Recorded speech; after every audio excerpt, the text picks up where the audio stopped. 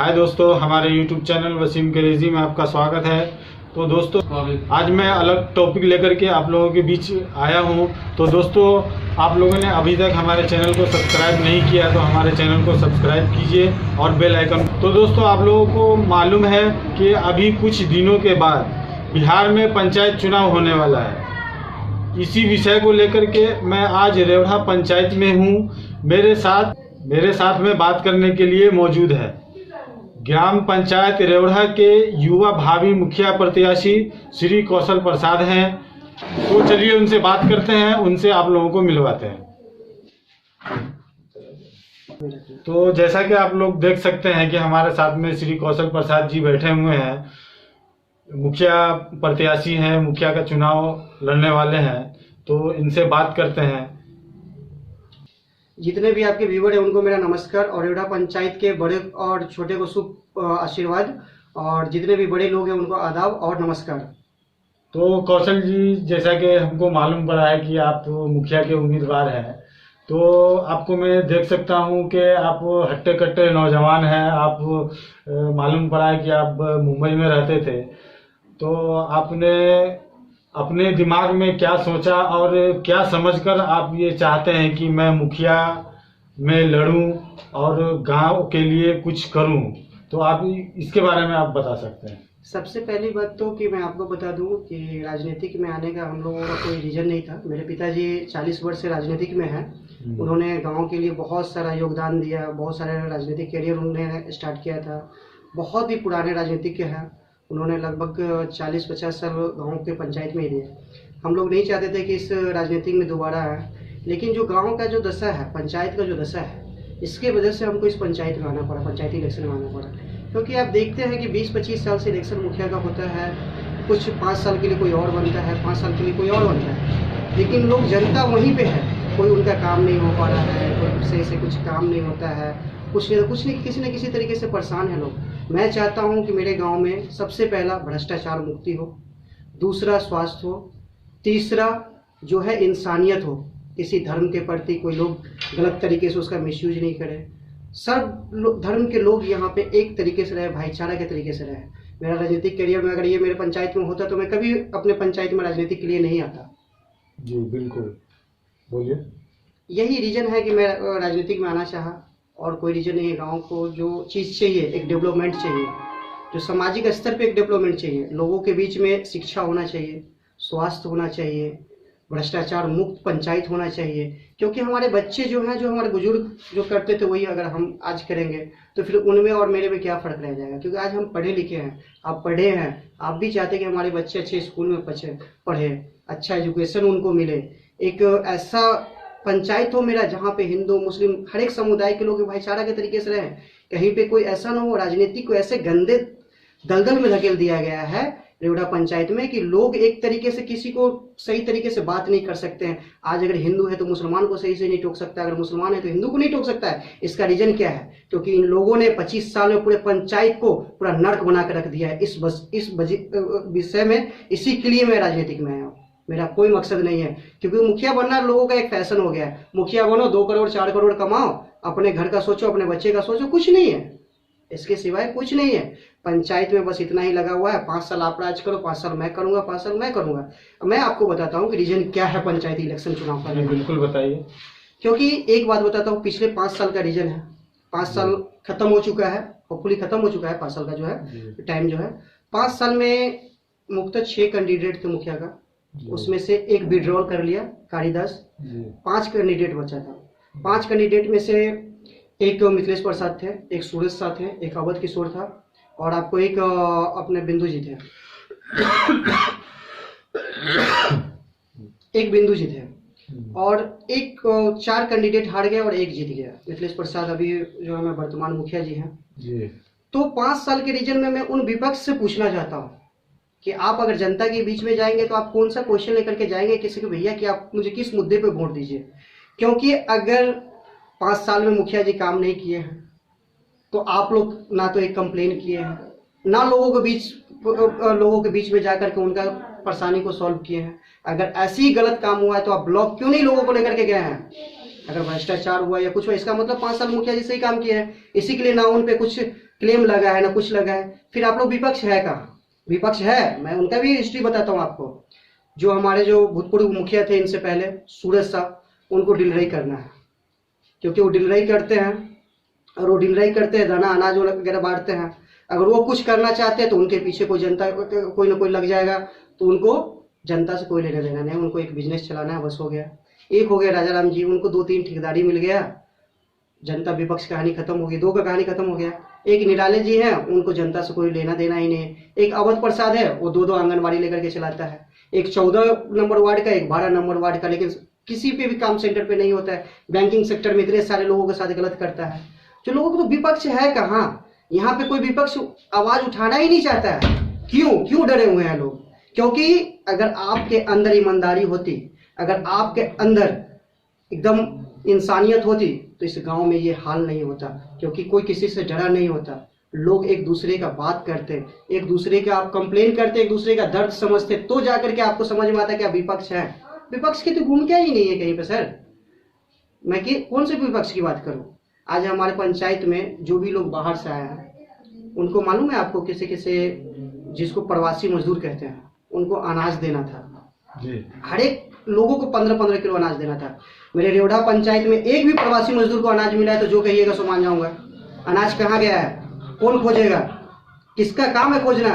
विपक्ष में आप लोग हैं, या तो प्रतिनिधि खोजेगा या तो विपक्ष खोजेगा, नहीं तो बाद में हम जनता तो जाएंगे ही। हमारा काम है, जब हम उग जाएंगे तो हम तो आगे बढ़ेंगे ही, लोगों के बीच में जाएंगे, लोगों के बीच में अपना विजन रखेंगे। भैया वोट जो होता है, लोग बहुत सारे रीजन से वोटिंग करते हैं पंचायती इलेक्शन में। कोई जाति हो जाता है, कोई भैयारी हो जाता है, कोई दोस्ती होता है, कुछ पैसे होते हैं।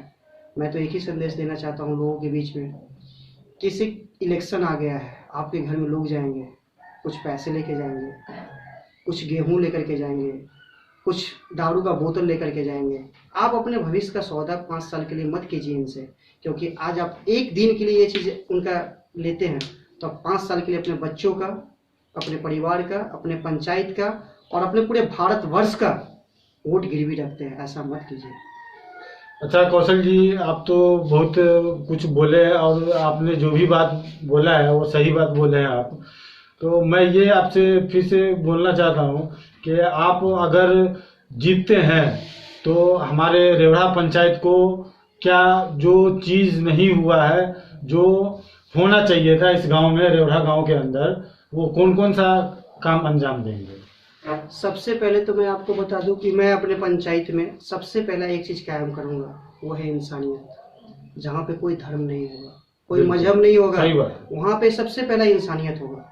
दूसरा, यहाँ पे शिक्षा होगा, यहाँ पे स्वास्थ्य सेवा होगा, और यहाँ पे भ्रष्टाचार मुक्त पंचायत होगा। क्योंकि भ्रष्टाचार कैसे नहीं होगा? अगर मान लीजिए कि 5 साल आप मुखिया रहे, 5 साल आप मुखिया रहे, हमारे पास एक मुखिया का दायित्व होता है कि अगर 5 साल वो मुखिया रहे तो उन्होंने 5 साल में क्या काम किया आपको लिखित लेना है। अगर मान लीजिए किसी एक दुकानदार के पास आप जाते हैं, 10 रुपये का सामान खरीदते हैं, तो आप 10 बार उसका एक्सपायरी डेट चेक करते हैं, इसका क्वालिटी सही है कि नहीं देखते हैं। फिर आपके पंचायत में पिछले मुखिया जो है 5 साल आपके सामने काम किया, उसने क्या गलत किया, क्या सही किया, इसका मतलब वो 5 साल में कुछ सब सही किया है, टोटल चीज सही किया है, इसका मतलब उसके खिलाफ आपने कुछ एक्शन नहीं लिया। गिव एंड टेक का एक ये होता है। मैं सबसे पहले, अगर मेरे हाथ में पंचायत की बागडोर आती है तो मैं लिखित लूंगा कि आपने 5 साल में मेरे पंचायत में क्या किया है। जी बिल्कुल, आपका सोच बहुत सही है, और मुझे उसका हिसाब चाहिए कि आपने 5 साल में मेरे पंचायत को क्या क्या दिया है।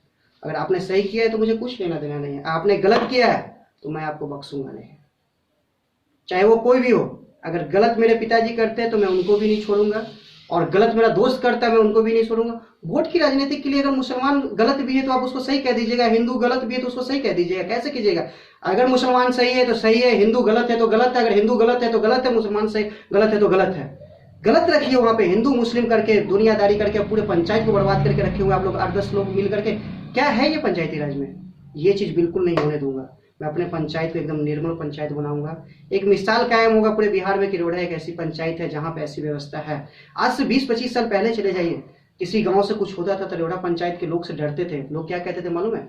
वहाँ पे हिंदू मुसलमान पता नहीं चलता है भाई, उस गांव में लड़ाई मत करो। जी, मैं सब सुनता था कि सब लोग एक हैं। और आज ऐसा होता है किसी के एक दूसरे से कोई बात नहीं करना चाहता है। ऐसा पंचायत नहीं चाहिए भाई मुझे। और ऐसे लोगों से मैं दरखास्त करता हूँ जो ये चीज़ को उपेक्षा रखता है कि मेरे साथ ऐसा होगा, पक्षपात होगा, तो मुझे उनका वोट भी नहीं चाहिए, मुझे उनका वोट भी नहीं चाहिए, क्योंकि मेरे पास पैसा नहीं है, मैं पैसा खर्च नहीं कर सकता हूँ आपके बीच में जाकर के। मेरे साथ पैसे नहीं है, मेरे पास मैन पावर नहीं है, लेकिन मैं आपको आश्वासन देता हूँ कि मैं दूसरे मुखिया के जैसे ये नहीं कहूँगा, मैं आपको इंदिरा आवास बनवा दूंगा, आपको टॉयलेट बनवा दूंगा, आपको वृद्धा पेंशन दिलवा दूंगा। जो उस लायक होगा मैं उसको सबसे पहले दूंगा, चाहे वो एक मजलूम जो होगा उसको देना होगा, ना कि आप मुझे वोट दिए तो मैं आपको पहले कर दूंगा। ये पंचायत का रूल नहीं होता है। हर एक जो भी चीज पारित होगा एक आम सभा लगाया जाएगा, आम सभा में जो उस लायक होगा उसको दिया जाएगा। बिल्कुल सही। तो जैसा कि अभी आपने बोला कि हमारे पास पैसा नहीं है, तो लोग बोलते हैं कि मुखिया के इलेक्शन में पैसा बहुत खर्च होता है। जिनके पास पैसा है वो मुखिया का इलेक्शन जीतेंगे, जिनके पास पैसा नहीं हो वो नहीं जीत पाएंगे। तो आपके पास तो पैसा है नहीं, आपने तो अभी बोला है कि हमारे पास पैसा नहीं है, तो आप किस तरह यानी कौन सा तरीका अपनाएंगे जिससे आप ये इलेक्शन जीतेंगे, वो हमको ज़रा आप बताइए। मैं आपको बता दूं कि पैसा मायने नहीं रखता है इंसान की ज़िंदगी में, क्योंकि अगर पैसे से सब कुछ हो जाता तो मैं आपको एक चीज़ बता देता हूँ। अपने विधानसभा क्षेत्र में 4 बार शायद अब्दुल सलाम जो है विधायक रह चुके हैं। उनके विपक्ष में कौन रहता था जानते हैं? विजय कुमार मिश्रा। विजय कुमार मिश्रा बहुत रिच फैमिली से है और रिचेड लोग हैं, उनके सामने में कुछ नहीं है, फिर भी उनको जीता है, क्योंकि एक सोच को जिताना चाहिए, पैसे को नहीं। अगर आज मैं पैसा दे देता हूँ, राजनीतिक कैरियर में कोई एक ऐसे पंचायत में एक ऐसे लोगों का नाम बताइए जो 2 कट्ठा जमीन बेच करके राजनीतिक किया हो। सब ने अर्जित किया राजनीतिक से, सब बड़े बड़े बिल्डिंग बनाते हैं, बड़े बड़े काम करते हैं राजनीतिक में आकर के, पैसे जैसे कि नोट हो उनके पास, कोई मशीन बैठा हो। लेकिन मैं आपको एक ऐसे शख्सियत का नाम बताता हूँ जिन्होंने अपना पूरा कैरियर बर्बाद कर दिया, पूरा जमीन बर्बाद कर दिया, सब कुछ बर्बाद कर दिया। मैं उनके शख्सियत का नाम बताऊँ, वो मेरे पिताजी हैं। जी, मैं आपके पिताजी को मैं जानता हूँ, जिन्होंने राजनीतिक में आने के बाद उन्होंने अपना जमीन बेचा है, अपना सब कुछ बेचा। अगर वो चाहते तो आज मैं भी मर्सिडीज से चलता, क्यों नहीं चलता भाई? उनके पास ऐसा मौका मिला है कमाने का, लेकिन उन्होंने नहीं कमाया। उन्होंने हमेशा उन लोगों को, जरूरतमंद लोगों को मदद किया है और मदद करते हैं वो। मैं आपको बता दूं कि अभी भी अगर आप जाएंगे मेरे दरवाजा के पास, तो बैठ करके कम से कम रोज 20-30 लोगों का दवा लिखना, किसी न किसी तरीके से लोगों को हेल्प करना, क्योंकि वो मेरे कल्चर में, मेरे ब्लड में लिखा है। किसी किसी के लोग मुझे कुछ नहीं है, मैं कहता हूँ कि आप मुझे वोट मत दो, जो उस लायक हो, जो आपके पंचायत को सही से रख सके, आपके पंचायत का आवाज उठा सके, आपके पंचायत का सही कर सके, उसको वोट कीजिए। मुझे भी नहीं दीजिए, अगर मेरे से अच्छा कैंडिडेट है तो उनको आप वोट दीजिए, लेकिन ऐसे लोगों को बिल्कुल मत दीजिए जो आपके पंचायत का पूरा बेड़ा गर्क कर चुका है, बेड़ा गर्क कर देगा। जो लोगों के अंदर खुद ही इंसानियत नहीं है, उनके अंदर खुद ही भ्रष्टाचार है, वो आपका क्या भला करेगा? बिल्कुल सही बात है, आप बिल्कुल सही बोल रहे हैं। वही तो मैं कहना चाहता हूँ, ऐसे लोगों को क्यों आप देंगे वोट? क्या गरीब का बेटा को इलेक्शन लड़ने का हक नहीं है? बिल्कुल हक है। क्या गरीब का बेटा मुखिया नहीं बन सकता है? बिल्कुल। पैसे वाला ही मुखिया बनेगा, पैसा सही चुनाव जीतेगा। आप कितने लोगों को आप खरीदेंगे वो पैसे से? सब लोग बिकाऊ नहीं होता है। और आज की डेट में कोई ऐसा परिवार नहीं है जो 500-1000 रुपया नहीं कमाता है। रोज क्या कमाता है? सब लोग खुशहाल है। बस कमी एक चीज की है, तो ऐसे लोगों से बचे जो आपको प्रलोभन देने के लिए जाता है, आपको पैसे देते हैं, कुछ न कुछ तरीके से लोभन देता है, उन लोगों को तो बिल्कुल वोट मत कीजिए। तो कौशल जी, आपसे बात करके बहुत खुशी हुई और वीडियो बहुत लंबा हो जाएगा। मैं चाहता हूं कि इसी पे एंड करूं और मैं कामना करता हूं कि आप इलेक्शन में जीते और रेवढ़ा गांव के लिए कुछ करें और अच्छा काम करें। और मैं फिर से एक बार अपने पंचायत के जितने भी बुजुर्ग हैं उनको नमस्कार और आदाब, छोटे को प्यार, और आपके जितने भी व्यूअर हैं उनको मेरी तरफ से नमस्कार। और दोस्तों, आप इनके चैनल को ज़्यादा से ज़्यादा सब्सक्राइब करें और बेल आइकन को दबाएं। धन्यवाद आपका भी और आपके चैनल का भी, और रेवढ़ा पंचायत की जनता को भी। तो दोस्तों, मैं उम्मीद कर सकता हूं कि आप लोगों को ये इंटरव्यू पसंद आया होगा। तो दोस्तों, आपने अभी तक हमारे चैनल को सब्सक्राइब नहीं किया तो सब्सक्राइब कीजिए और लाइक कीजिए और ज़्यादा से ज़्यादा शेयर कीजिए। तो दोस्तों, आज तक के लिए इतना ही। मिलते हैं अगले वीडियो में। धन्यवाद।